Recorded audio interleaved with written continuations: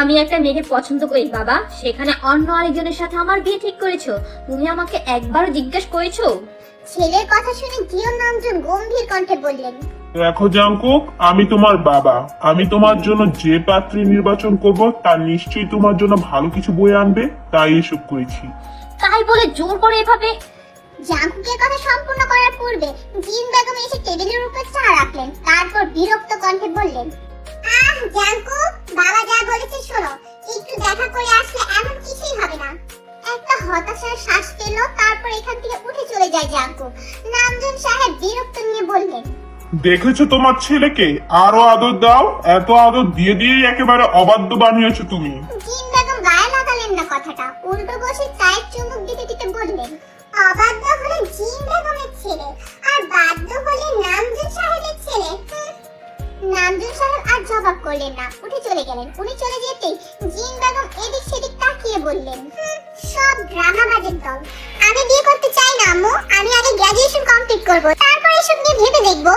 এর কথার বিপরীতে আয়ু বেগম কিছু বলার আগেই তার দাদি খ্যাক করে উঠে বললেন, আলো মাগি, এত পড়াশোনা করে কি হইব শুনি?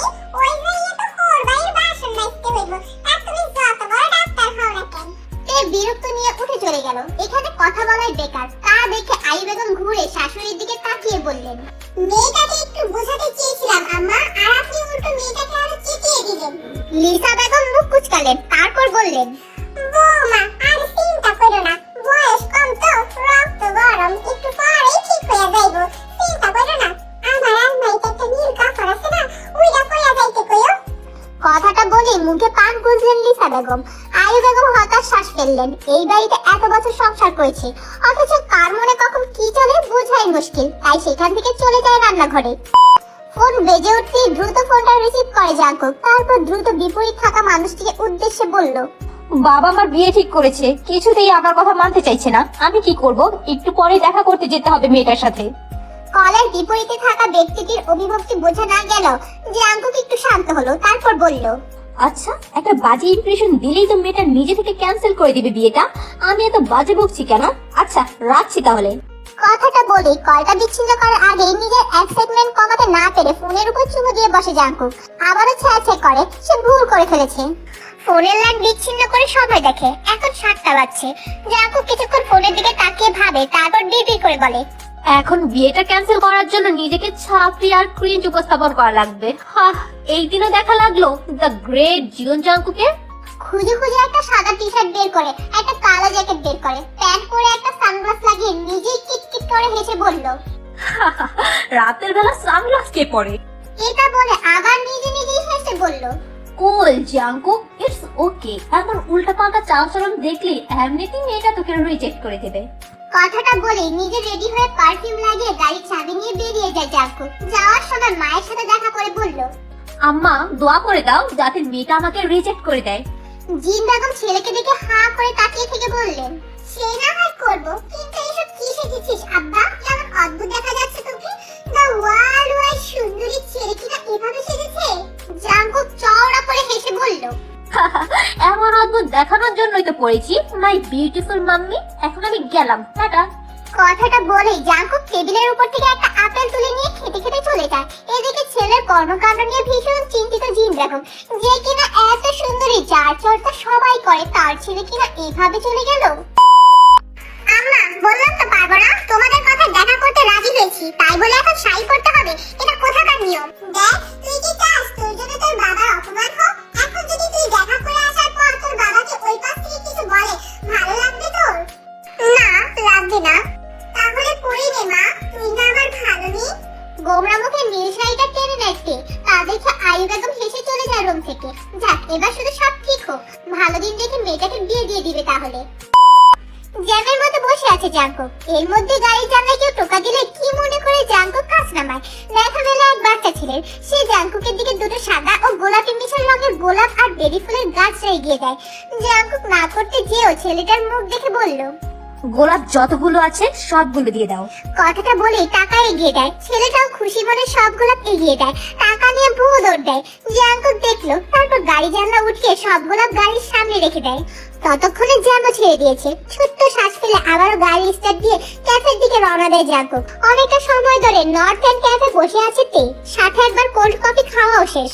অথচ এই লোকের হুদিস নেই যে ফিউচার ডক্টর। সে জানে প্রতিটা সময়ের মূল্য কতটা দামি। শেষে কিনা বাবা আমার ইউজলেস আনডিসিপ্লিন লোকের সাথে আমার বিয়ে ঠিক হয়েছে। উফ, বিরক্তিকর। কথাটা ভাবতে একটা উদ্ভট দেখতে লোক রেস্টুরেন্টে প্রবেশ করলো। তাই লোকটাকে দেখে মনে মনে ভাবলো, এটা যদি এই লোকটা হয় তাহলে আরো আগে রিজেক্ট, আরো আগে এই বিয়েতে আমি রাজি না। আমার মতো একজন ডাক্তার বিয়ে করবে এমন ছাত্রীদের মতন ড্রেসিং সেন্স ওয়ালা লোককে? অসম্ভব, মরে গেল না। কথাটা ভেবেই চমকে দাঁড়িয়ে যাইতে জাঙ্কুক থমকে দাঁড়িয়ে যায়। দেখে দেখে সে এখন পারলে এক দৌড়ে এই রেস্টুরেন্টের বাইরে চলে যায়। আচ্ছা এই মেয়ে কি সেই মেয়ে যার সাথে বাবা আমার বিয়ে ঠিক করেছে? এটা ভেবে সে নিজের দিকে তাকায়। একটা ছেঁড়া ফাটা স্টাইলিশ জিন্স প্যান্ট, একটা লাল জুতা, সাদা টি শার্ট আর তার উপরে জ্যাকেট। আল্লাহ, এখন জাঙ্কুকের মনে হচ্ছে গড়াগড়ি দিয়ে ফ্লোরে কান্নাকাটি করতে। এই মেয়ে সেই মেয়ে, যে মেয়েকে জাঙ্কুক পছন্দ করে। এই মেয়ের সামনেই আল্লাহ মারিজ্জত শেষ আমার। এই মেয়ে রিজেক্ট করলেও যেভাবেই হোক বাবাকে পটিয়ে এই মেয়েকে বিয়ে করতেই হবে। আর তে জাঙ্কুকের সবকিছু খুঁটিয়ে খুঁটিয়ে দেখে মনে মনে বলল, দেখতে হ্যান্ডসাম, কিন্তু এই ছাপড়িকে আমি বিয়ে করব না। আবারও রিজেক্ট।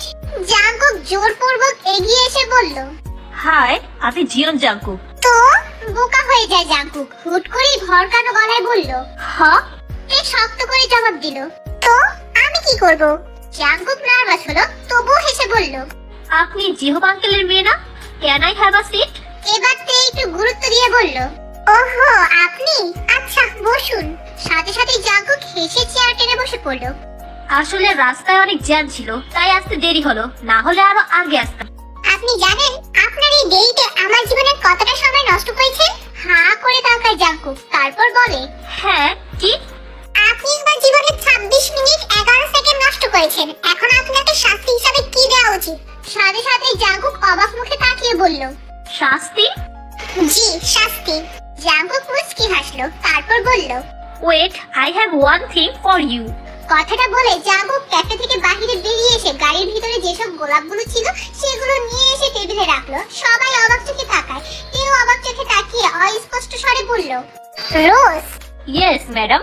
তারপর জাঙ্কুক বিড়বিড়িয়ে বলল, ফর মাই রোজ। টেবিলের উপর রাখা গোলাপের দিকে শীতল চোখে তাকালো তে, তারপর জাঙ্কুকের দিকে তাকালো। জাঙ্কুক দাঁত কেলিয়ে হাসলো। বড়ই বাচ্চামা ঠেকলো তের কাছে। তারপর জাঙ্কুককে হতাশ করে বলল, আমার গোলাপ পছন্দ না। ঠুস করে মনটা ভেঙে গেল জাঙ্কুকের। মুখে ঝকমকে হাসিটা বিষাদে রূপান্তরিত হয়ে গেছে।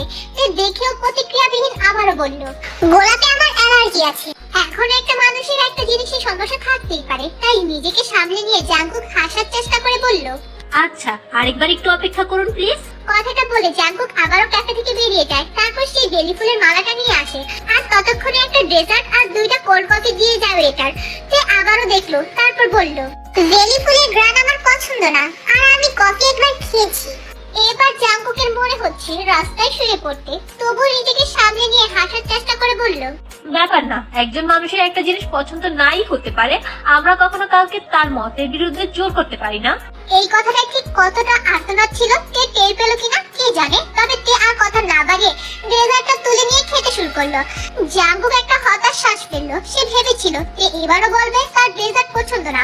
তে খেতে খেতে জাঙ্কুকের দিকে তাকালো। মুখের আদলে একটা বাচ্চা বাচ্চা ভাব আছে জাঙ্কুকের। তে আলতো গলায় প্রশ্ন করলো, গ্র্যাজুয়েশন শেষে কি করছেন এখন আপনি? জাঙ্কুক তাকালো, তারপর মৃদু স্বরে বলল, আপাতত কিছু করছি না, বাবার বিজনেস সামলাবো ভেবেছি। মানে আপনি এখন বেকার? বেকার কখন বললাম, আব্বুর বিজনেস দেখবো। ওহ আচ্ছা। মাথা নাড়ালো তে, আর কথা হলো না। খাওয়া শেষে ফোনে সময় দেখে তে বলল, এবার যেতে হবে আমায়। জাঙ্কুক সৌজন্যমূলক হেসে বলল, আমি গাড়ি এনেছি, আমি পৌঁছে দিতে পারবো। লাগবে না থ্যাঙ্কস। কথাটা বলে উঠে দাঁড়াতে, তারপর ধীরে ক্যাব থেকে বেরিয়ে যায়। তে বেরিয়ে যেতেই জাঙ্কুক গায়ের কোটটা খুলে ফেললো। তারপর চুলগুলো ঠিক করে প্যান্টের পকেট থেকে সিগারেটের প্যাকেট বের করে সিগারেট ধরায়। সিগারেট শেষ করে উঠে বেরিয়ে যায়। ক্যাব থেকে বেরোতেই তেকে দেখে থমকায়। বাইরে বৃষ্টি হচ্ছে। জাঙ্কুক ঢোক গিলে এগিয়ে এলো, তারপর বলল, জাননি এখনো? তে চমকে পাশে তাকায়। তারপর জাঙ্কুককে দেখে হেসে বলল, বৃষ্টি হচ্ছে, বৃষ্টিটা কমলে যাব, আপনি চলে যান। জবাব করলো না জাঙ্কুক, দাঁড়িয়ে দাঁড়িয়ে রইলো। তে এখন কেন যেন ভীষণ অনুতপ্ত হচ্ছে। তার বেলি ফুল খুব পছন্দ, অনেক পছন্দ। শুধুমাত্র জাঙ্কুককে এমন অগোছালো দেখে পছন্দ না হয় সে রিজেক্ট করে দিয়ে মিথ্যা বলেছে। তাই ধীর গলায় আবারও বলল, এই যে শুনছেন? জাঙ্কুক বাহিরের দিকে তাকিয়ে বৃষ্টি উপভোগ করছিল। জাঙ্কুককে ডাকছে বুঝতেই জাঙ্কুক পাশে তাকায়, তারপর বলল, দেখেছেন? ঢুক গিল্লতি এখন কেমন নার্ভাস লাগছে। তাই বাহিরের দিকে তাকিয়ে নিজেকে প্রস্তুত করে আবারও জাঙ্কুকের দিকে তাকায়।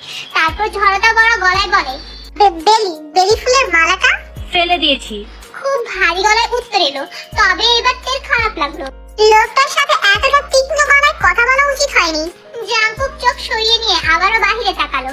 তে জাঙ্কুকের দিকে তাকিয়ে রইল। ব্যাপারটা এমন, জাঙ্কুক বৃষ্টি দেখতে ব্যস্ত আর তে নিজের ভাবনায় বিচরণ হয়ে জাঙ্কুককে মুগ্ধ হয়ে দেখতে ব্যস্ত। বৃষ্টি কমে আসতেই জাঙ্কুক বলল, আমি কি ওভার ঠিক করে দিব নাকি সিএনজি? তে শ্বাস ফেলে বলল, আপনার সাথে যাব। জাঙ্কুক যেন ভুল শুনলো, নিজেকে বিশ্বাস করতে পারলো না। তাই চমকানো গলায় শুধালো, কি বুঝিনি। তে বিরক্তি শ্বাস ফেলে বলে, বাংলায় বলেছিলাম জাঙ্কুক, আমি আপনার সাথে যাব, আমার বাসায় ড্রপ করে দিন। সহজ সাবলীল ভাবে তে বলেছে। তবে জাঙ্কুকের যেন বিশ্বাস হচ্ছে না। অবাক থেকে তাকিয়ে রইল। তা দেখে তে আবারও বলে, আমার দেরি হচ্ছে জাঙ্কুক। আচ্ছা একটু অপেক্ষা করুন, গাড়িটা পার্কিং লটে আছে। কথাটা বলে জাঙ্কুক চলে যায় আর তে শব্দ করে হেসে ফেললো। খানিক বাদে একটা সাদা গাড়ি এসে থামলো তের দিকে। গাড়ির জানলার কাঁচ নামিয়ে জাঙ্কুক মাথা নিচু করে তেকে ডেকে বলল, এই যে মিস, আসুন, গেট ইন দ্য কার। নিজের হাসি কোনো মতো দমিয়ে নিয়ে গাড়িতে উঠে বসলো তে। তারপর ঠিকানা বললো। গাড়িতে তেমন একটা কথা হলো না, নিরবচ্ছিন্ন রইল সেই যাত্রা। গাড়ি এসে থামলো তেদের বাড়ির সামনে। তে কিছু না বলে গাড়ি থেকে নেমে যায়। জাঙ্কুক তাকিয়ে রইল। সে ভেবেছিল তে কিছু একটা বলবে, তবে তাকে হতাশ করে বাড়ির গেট খুলে ভেতরে প্রবেশ করেছে। জাঙ্কুকের কেন যেন ভঙ্গুর মনে হলো নিজেকে। গাড়ির কাঁচ উঠিয়ে মাথা নিচু করে স্টিয়ারিং হুইলে মাথা নামিয়ে রইল। খানিক বাদে গাড়ির জানলায় কেউ ঠক ঠক শব্দ করলো। জাঙ্কুক মাথা তুলে চাইলো। সাথে গাড়ি কাঁচ নামাতেই তে হাস্যোজ্জ্বল মুখটা চোখে পড়লো। তে হাসি হাসি মুখে হাত এগিয়ে দেয়। জাঙ্কুক অবাক চোখে তাকিয়ে থাকে। তা দেখে তে চোখ দিয়ে ইশারা করে হাত ধরতে। জাঙ্কুক ধীরে হাতটা ধরে হ্যান্ডশেক করে। তে মৃদু স্বরে বলল, আমি কিম তেয়া, স্যার সলিমুল্লাহ মেডিকেল কলেজে পড়ি, তৃতীয় বর্ষের ছাত্রী। আপনার সাথে দেখা হয়ে ভালো লাগলো, আশা করি আমাদের আবারও দেখা হবে। অবাক আর খুশি হয়ে জাঙ্কুক মৃদু লাজুক হেসে বলল, আমি Jeon Jungkook, I hope so. তে হাতটা ছাড়িয়ে নিয়ে বলল, সাবধানে বাসায় যাবেন, আল্লাহ হাফেজ। আল্লাহ হাফিজ। আবারও ঘুরে তে কিছু একটা মনে পড়তেই ঘুরে আবারও বলল, ওহ শুনুন, আমার ভেলি ফুল পছন্দ। আপনাকে হয়রানি করার জন্য দুঃখিত, সরি। কথাটা বলে দৌড়ে চলে যাইতে আর জাঙ্কুক শব্দ করে হেসে ফেলে। তারপর গাড়ি স্টার্ট দিয়ে বাড়ির দিকে রওনা দেয়। আম্মা, মা, ও আম্মু। বাড়িতে ঢুকতে ঢুকতে জিন বেগমকে ডাকতে লাগলো জাঙ্কুক। জিন বেগম রান্নাঘর থেকে বেরিয়ে বললেন, কি হয়েছে আব্বু, এভাবে ডাকছিস কেন? আর এত খুশি কেন তুই? মেয়েকে রিজেক্ট করে দিয়েছে? আরে আম্মা না, এটাই ওই মেয়েটা যাকে আমি পছন্দ করতাম। চমকে যায় জিন বেগম। শাড়ির আঁচল দিয়ে নিজের মুখ মুছে বললেন, কি বলিস আব্বু, এটাই ওই মেয়েটা? হ্যাঁ আম্মু। মুখটা ছোট হয়ে এলো জিন বেগমের। তারপর বললেন, কিন্তু তুই যেভাবে গেলি তখন? কি করতাম বলো, আমি তো আর জানতাম না। এখন আব্বুর আগে পিছনে ঘুরে যা করার করতে হবে। তাহলে দাঁড়িয়ে আছো কেন? তাড়াতাড়ি বাবার সাথে গিয়ে দেখা করো। কথাটা বলে জাঙ্কুক মাথা নাড়িয়ে বাবার রুমের দিকে পা ফেলে। ফ্রেশ হয়ে এসে তের ল্যাপটপ নিয়ে বসতেই তের মা এসে তের পাশে বসলো। তারপর ধীর গলায় বললেন, আজকে যে দেখা করতে গেলি কিরকম লাগলো? ভালো। একদম স্বাভাবিক গলায় কথা বলায় আলী বেগম একটু বিচলিত হলেন। তিনি চিন্তিত গলায় বললেন, পছন্দ হয়েছে? ওনার কথা সম্পূর্ণ করার আগেই তে বলল, আমি আরেকটিবার দেখা করতে চাই আম্মু, তারপর সিদ্ধান্ত জানাবো। তের কথাটা লিজা বেগম দরজার সামনে দাঁড়িয়ে শুনলেন। তিনি বললেন, ওরে ওরে ফ্যামিলি, এতক্ষণ তো দেখা করতে চাও না, এখন আরেকবার দেখা করতে চাও? তাহলে কি ফলা মনে আছে? দাদি! আলী বেগম লিজা বেগম জোরে জোরে হেসে ফেললেন। আলী বেগম বললেন, অবশ্যই অবশ্যই দেখা করবি। আচ্ছা আমি কি ধরে নেব, তুই রাজি? তে সরু চোখে তাকাতে আলী বেগম জোর করে হেসে বললেন, আরে সময় নেই, দেখা কর। বললাম না পরিবার ভালো, ছেলেও খুব ভালো। আলী বেগমের কথা শুনে বিড়বিড় করে হতাশ গলায় তে বলল, তাই তো নিজেকে ছাত্রী প্রমাণ করতে চায়, অথচ অভিনয়ও জানে না ছেলেটা। তে ক্যাফেতে ঢুকতেই চোখে পড়লো একদম শেষ মাথায় সিগারেট হাতে বসে আছে জাঙ্কুক। তে তাকিয়ে রইল খানিক পর। আজকে দেখতে ভদ্রলোক সভ্য লাগছে জাঙ্কুককে। সাথে সাদা শার্টটায় কেমন বিদেশি বিদেশি লাগছে। তে তাকিয়ে একটা শ্বাস ফেলে তারপর ধীর পায়ে এগিয়ে এসে জাঙ্কুকের সামনে দাঁড়াতেই ছাত্রী খ্যাত জাঙ্কুক থতমত খায়। হাতের সিগারেট ঠিক কোথায় ফেলবে তা নিয়ে চিন্তিত হলো। তে এসব দেখতে দেখতে চেয়ার টেনে বসে জাঙ্কুকের হাতে সিগারেটটা নিয়ে এক ট্রেতে ফেলে তারপর মিষ্টি গলায় বলল, স্মোকিং কজেস ক্যান্সার, বিয়ের আগে এসব অভ্যাস বদলান। সরু চোখে তাকায় জাঙ্কুক। কিছু বলার আগেই আবারও চোখ বড় বড় করে তাকায় জাঙ্কুক, তারপর বলল, মাত্র কি বললেন আপনি? কি বলেছি? বিয়ের আগে? শীতল চোখে তাকাইতে তারপর বলল, বলেছি বাজে যত অভ্যাস আছে বিয়ের আগে বদলান, আর এই সপ্তাহের ভেতরে বিয়ের ব্যবস্থা করুন। হাঁ করে তাকিয়ে রইল জাঙ্কুক। তার বিশ্বাস হচ্ছে না মেয়েটা এত দ্রুত মেনে নেবে। সেদিন বাসায় গিয়ে বাবার পিছনে পিছনে ঘুরতে হয়েছে গোটা 5টা দিন। তারপর বাবা রাজি হয়েছে ঠিকই, কিন্তু শর্ত হিসেবে এখন তাকে অফিসে বসতে হয়েছে। সে মন দিয়ে অফিস সামলাবে, তার বাবার কাছে প্রতিশ্রুতি দিয়েছে। তার বদলে বাবা যেভাবেই হোক এর সাথে তার বিয়ে দিবে। দীর্ঘশ্বাস ফেললো জাঙ্কুক, তারপর নিচু গলায় বলে, বেশি দ্রুত হয়ে গেল না? সন্ধিহান মুখে চোখ ছোট ছোট করে তাকালো তে। তা দেখে থতমত খায় জাঙ্কুক, তারপর নিজে সাফাই দেওয়ার ভঙ্গিতে বলল, তে আপনি যা ভাবছেন তেমন কিছুই না আসলে। আসলে কি? আবারও নার্ভাস হলো জাঙ্কুক। এলোমেলো হলো সাজানো কথা। মারাটা দেখে তে আলতো শব্দ করে বলল, শুনেছি আপনি নাকি আমায় আগে থেকেই চিনেন ও পছন্দ করতেন, কিন্তু প্রথম দেখায় রিজেক্ট খেতে চেয়ে সংসদে এসেছিলেন। ভরকায় জাঙ্কুক। মেয়েটা এতটা স্ট্রেট ফরওয়ার্ড, কিন্তু তাকে এসব কে বলেছে? তাই চিন্তিত গলায় প্রশ্ন করলো, এসব আপনাকে কে বলেছে? আপনার আম্মা। সহজ সরল স্বীকারোক্তি, তবে বিরক্ত হলো জাঙ্কুক। মনে মনে বলল, এসব থেকে না বললেই হতো না মায়ের? তবুও জোরপূর্বক হেসে ফেলে জাঙ্কুক। তা দেখে তে এক ভ্রু উঁচিয়ে বলল, বলুন। আপনাকে প্রথমে আমি আমার এক ফ্রেন্ডের বিয়েতে দেখেছি। খোঁজ নিয়ে জানলাম আপনি ভাবির কাজী। চোখ ছোট ছোট করে মনে করার চেষ্টা করলো তে। মুহূর্তেই মনে পড়েছে এমন ভাবে বলল, জিমিন আমার কাজিন। সুগা আমার বন্ধু। একসাথে দুজন বলতেই একই সাথে হেসে ফেললো দুজন। তারপর একই সাথে বলল, advance congratulation for new life.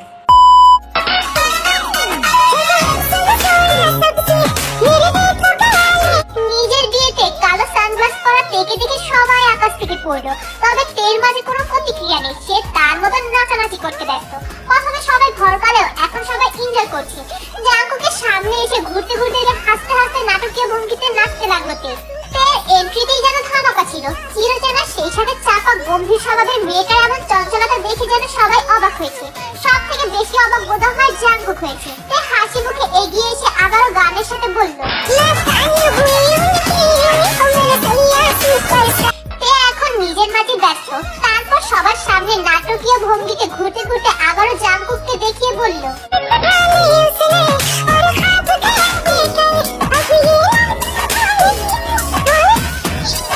তারপর তে হুট করে জাঙ্কুকের সামনে এসে একটা লাল জুতা এগিয়ে দিয়ে আবারও বলল,